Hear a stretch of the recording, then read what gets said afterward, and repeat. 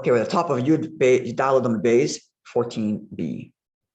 Yesterday, we mentioned in the Gemara the proceeding of the meal offering. Specifically, we're talking about the meal offering, which part of the Sotah proceeding, and we talked about how she brings it from home in a Egyptian wicker basket, Salah Mitzri. Kippus HaMitzri. And the Gemara said that this is different from the way most meal offerings are offered. And the way the Mishnah framed it was that the ordinary meal offering begins in a consecrated vessel and ends in a consecrated vessel. The ending being the moment when the priest takes a fistful of that meal offering, of this flour offering, and puts it onto the temple. He takes it from a consecrated vessel. It's a holy vessel that belongs to the temple. And it also begins its process with this consecrated vessel, which at the moment seems to imply that from the moment when you bring that meal offering from home, you got to carry it in a vessel that's been consecrated from a temple. That's what it seems to be. And this, said the Mishnah, is in contrast to the Sotah meal offering, which begins in a wicker basket and only ends in a consecrated vessel. Only at the end, when the Kohen offers it on the altar, then he takes that fistful from a consecrated vessel.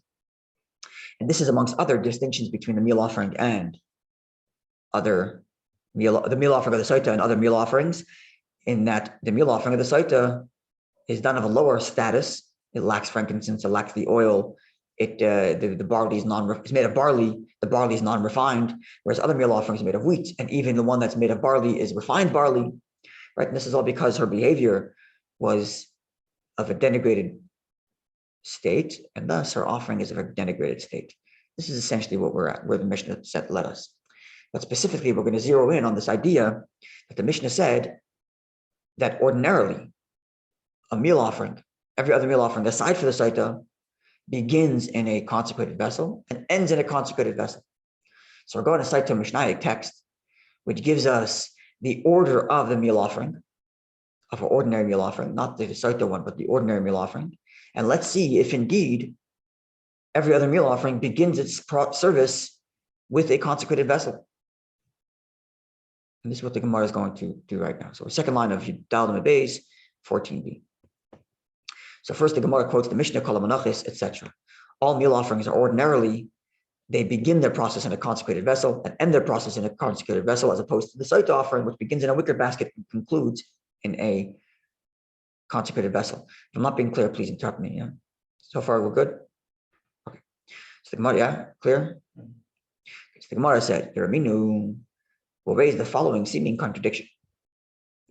We have Mishnaic H text which reads, say the menachas ketzad. What is the order of a general meal offering? Not the Sotah, but in general, what is the order of the meal offering? An offering made of flour of various different types. Sometimes these meal offerings accompany animal offerings, sometimes they don't. But there's a certain overall structure to all meal offerings and how they are done. And it goes as follows: ketzad, how is it done? So Adam maybe mincha b'toich beisai. A person brings this mincha, this meal offering, this flour from his home. And how does he bring it? Bekiltes shel kesev v'shel zav, in silver or gold baskets. Now at this point already is the main point the Mishnah raised there.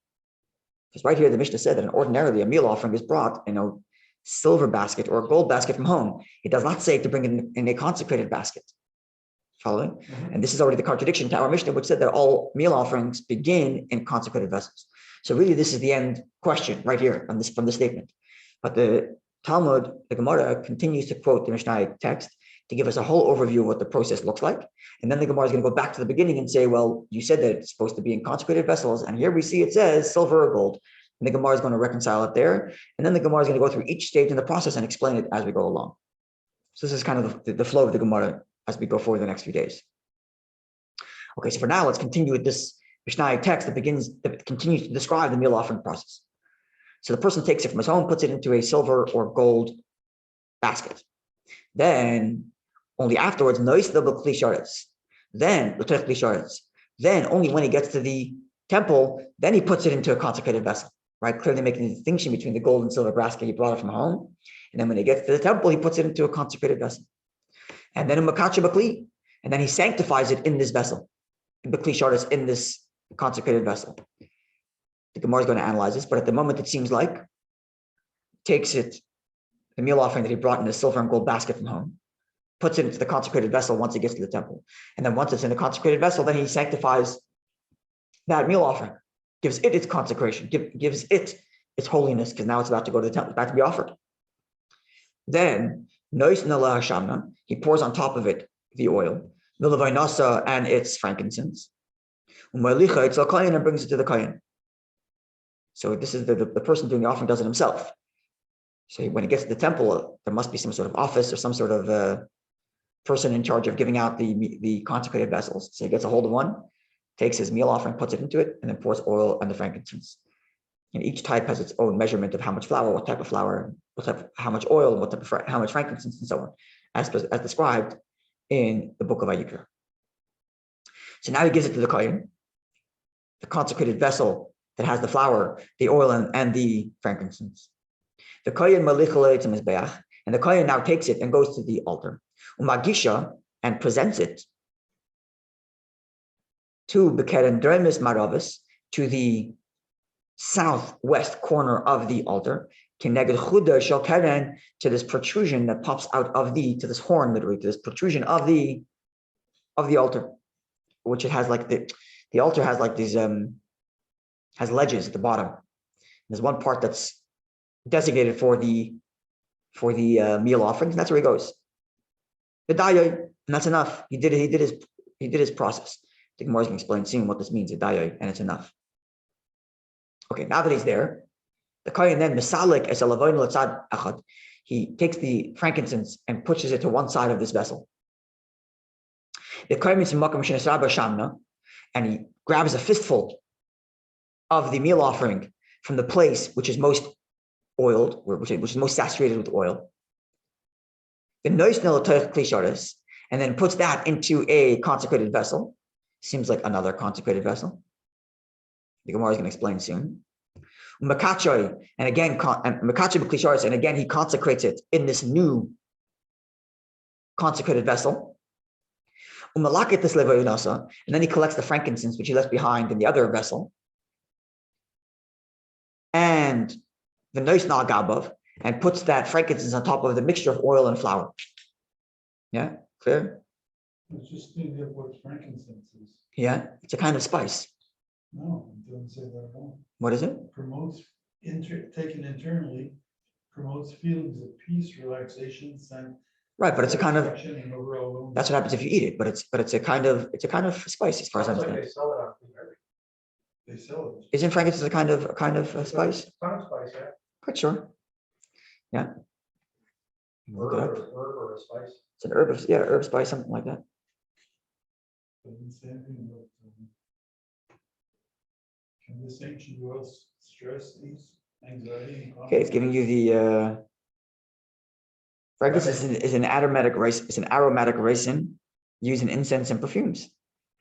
Yeah. Okay. So again, he takes this entire consecrated vessel, brings it to the corner of the temple, the altar, moves the frankincense to one side, grabs a fistful that's saturated by oil, puts it into another consecrated vessel, consecrates it there, then takes the frankincense and pours it on top of the mixture of flour and oil. Yeah, it's a whole specific procedure. The kohen has to remember all these laws. They actually had like on-site rabbis who were familiar, guide everybody. It's a whole process. Okay, he takes now this mixture and goes up to the altar. Maleo, he brings it up there. And offers it there, but klisharis in this consecrated vessel. And he salts it. So all offerings in the temple have to have salt. And he puts it onto the fires that are on the altar. Puts it on the fire there to be burnt. Once the fistful has been offered, the rest of the flour, which is still in the rest of the flour, oil, and frankincense, which is still in the original consecrated vessel, nechalin are eaten. The kohen now eats the rest of it. So the kohen would do a lot of eating in the temple. He had to eat a lot of meat, certainly. A lot of the leftover, different parts of the animal and of different offerings are given to different people to eat. Some is burnt on the altar, sometimes it's given to the owner, sometimes it's given to the kohen, and the kohen's got to do a lot of eating of meat. Likewise, he's eating a lot of flour-based mixtures. And to the point, actually, there was even a doctor on site in the temple to keep the kohen healthy from all this eating. And the Mishnah here concludes that the kohen is allowed to add oil or wine to this mixture, vidvash or honey. It's allowed to put that into the mixture, make it taste better, I suppose. More palatable. Yeah, instead of just eating plain flour, frankincense, and oil, just mix it up with some other things, make it better. The ein oisin, there's no forbidden mixture, ella mala chametz, but you cannot let it become chametz. It's got to be matzah. It's got to be unleavened. This is the end of the Mishnaic text describing the proceeding of the ordinary meal offering. But getting back to the main point, katani miha, how in any event we have been taught in this Mishnaic text that initially when the owner brings the meal offering from his home, the kiltei shel kesev, the kiltei shel zav, he brings it in privately owned baskets of silver and gold, and only once he gets to the temple, then he puts it into a consecrated vessel. Whereas our Mishnah said that the Sotah meal offering is brought to the temple in a wicker basket, Egyptian wicker basket. And this is different than the ordinary meal offering, where there it starts out right away in the consecrated vessel. Whereas in this Mishnah text that describes the proceeding tells us that only once you get to the temple, you put it into a consecrated vessel. And thus there seems to be a contradiction. It's almost saying you're guilty before you're proven innocent. In which sense? With the basket, with the wicker basket. So you see, the interesting thing is that even if the Sotah is innocent and that she wasn't unfaithful, she certainly behaved unmodestly in flirting and hanging out with this other guy privately, especially after her husband warned her about it. So even if she's innocent, it's still, the overall optics are not very good. So anyway, okay, so how do we reconcile this contradiction? Our Mishnah says right away, an ordinary meal offering begins in a consecrated vessel, whereas this Mishnaic text says, no, it starts out in privately owned silver or gold, and only once it gets to the temple, then it's put into a consecrated vessel. So Amar Papa says, in resolving this contradiction, Ema, you must read our Mishnah to mean not to say that all meal offerings are right away placed in a consecrated vessel. It's not the case, as we just learned. It's put in privately owned silver and gold. Rather, you should learn the kelim haro'uyim l'kli. Rather, you should say as follows: that when the Mishnah says that ordinarily meal offerings are placed in vessels that have been consecrated, what it means is it's placed into vessels that are capable of being consecrated. Namely, not a wicker basket. So a wicker basket, as we're going to learn, is not of a high enough status to deserve consecration. Whereas the silver and gold, in theory, could have been consecrated. It's technically not because it belongs to you, but it's nice enough to have been consecrated. So when our Mishnah says that all meal offerings begin right away in consecrated vessels, it doesn't mean actually consecrated vessels. It means vessels that are capable of being consecrated. Whereas the Sotah, her meal offering begins right away in a lower class basket, which isn't even capable of being consecrated, even if you wanted to. Clear? So it started in a wicker basket. That's right. Okay. But the wording of the Mishnah, which says that ordinarily a meal offering is right away placed in a consecrated vessel, doesn't mean actually consecrated vessel. It means a vessel which is beautiful enough to have been capable of being consecrated. Whereas the Sotah one is not. Therefore, the implication of this explanation from Rav Papa is the kvifa ha-mitzvahs, that this Egyptian wicker basket is incapable, is incapable of becoming consecrated. That's the implication, that a wicker basket, this Egyptian wicker basket, isn't even capable of becoming consecrated even if you wanted to. If you want to donate one to the temple, it wouldn't be accepted. And therefore the Mishnah says, come on, who does this follow? We actually have a dispute as to what type of materials are allowed to be consecrated for vessels in the temple. And therefore, this Gemara, which suggests that wicker baskets could not be consecrated, only follows one of the two opinions, which is the loy kirebi, like Rabbi Yossi bar Yehuda, and this is not like the view of Rabbi Yossi son of Yehuda. How's that? The Tanya, for we have a teaching which reads as follows: Kli sharis, any vessel that is consecrated to belong to the temple, shall asan shall eitz, that has been made of wood. In other words, anything that isn't metal, or maybe actually no, I shouldn't say anything that is metal. Maybe it also can be, maybe it could also be earthenware, but not wood. Rabbi Paisel, Rabbi says invalid. So in Rabbi's opinion, wood does not qualify to be a consecrated vessel. This wicker basket is essentially a wood, and therefore it's invalid. And it couldn't even be a consecrated vessel, even if you wanted to. Whereas Rabbi Yossi bar Yehuda, Rabbi Yossi bar Yehuda machshir, Rabbi Yossi son of Yehuda says allows wooden vessels to be consecrated, and therefore would seem that Rabbi Yossi bar Yehuda would allow for a wicker basket to be consecrated, and thus our Mishnah, which states that the wicker basket is incapable of being consecrated, must not follow in line with the view of Rabbi Yossi son of Yehuda, who says that wood is capable of being consecrated. Clear? But the Gemara says, no, let's think a little deeper about this. Afilu tema, we could even suggest that Rabbi Yossi bar Yehuda, agrees that the Egyptian wicker basket cannot be consecrated, even though ordinarily wood could be consecrated. Why is that? We have to make a distinction between wood that is good looking and craft and a work of art versus wood that's made of this cheap wicker. And therefore the Gemara says, when did Rabbi Yossi bar Yehuda say that wooden vessels are allowed to be consecrated? That's only chashuv means like precious or valuable wood. Person makes beautiful craftsmanship, beautiful carved basket. Sometimes can be more expensive, be more beautiful than gold and silver. And therefore, that's when Rabbi Yehuda says you're allowed to consecrate it. Rabbi Yossi son of Yehuda says you're allowed to consecrate it. But cheap ones, like the wicker basket, mi Amar, would he allow this? Certainly not. And therefore, our Mishnah, which states that the wicker basket is incapable of being consecrated, which is why the Sotah brings a real offering in a wicker basket, because it's a low status that even it couldn't even be consecrated. This is a universally accepted rule that this cheap wicker basket could not be consecrated. Even Rabbi Yossi son of Yehuda, which says that wood may be consecrated, but he agrees that a wicker basket is too cheap to be consecrated, even though ordinarily fancier wood is allowed to be consecrated.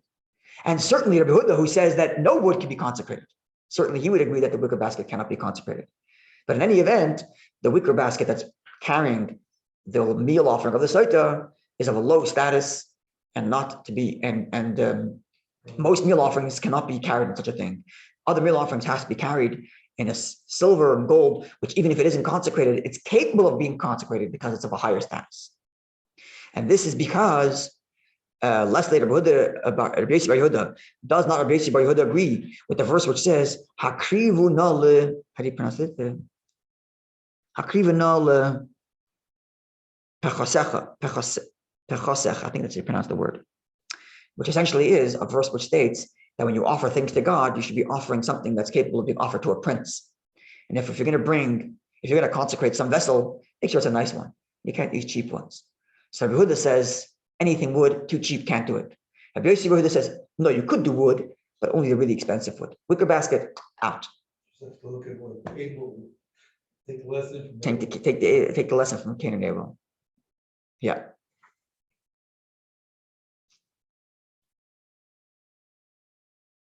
I can understand that. Yeah. Because it could be a soft wood which absorbs everything. And then it's still about the ingredients in it. Getting to wash it out. Yeah. Well, there's hardly any. With what kind of wood?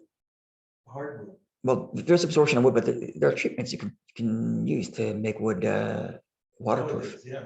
No, even in ancient times, you burn it out, for example.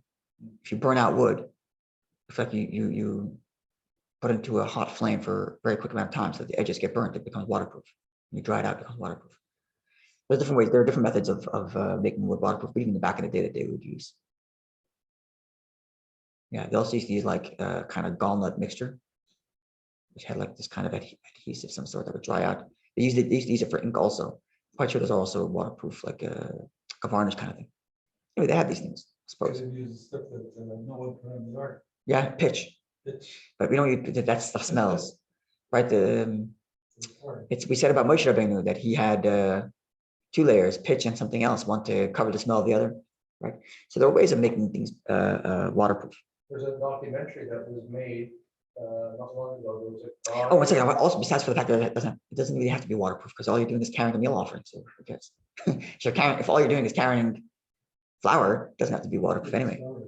Anyway, sorry. There's a guy that recently, I don't think it was the scale, but a guy recently built, recently, like 2-3 years ago, he built somewhere in Europe, right? A full-on ark. an ark. Yeah, I've heard about that. And they launched it and it floated. They had some issues, but he was Oh, he able actually put it. to. I thought it was like a museum of some sort.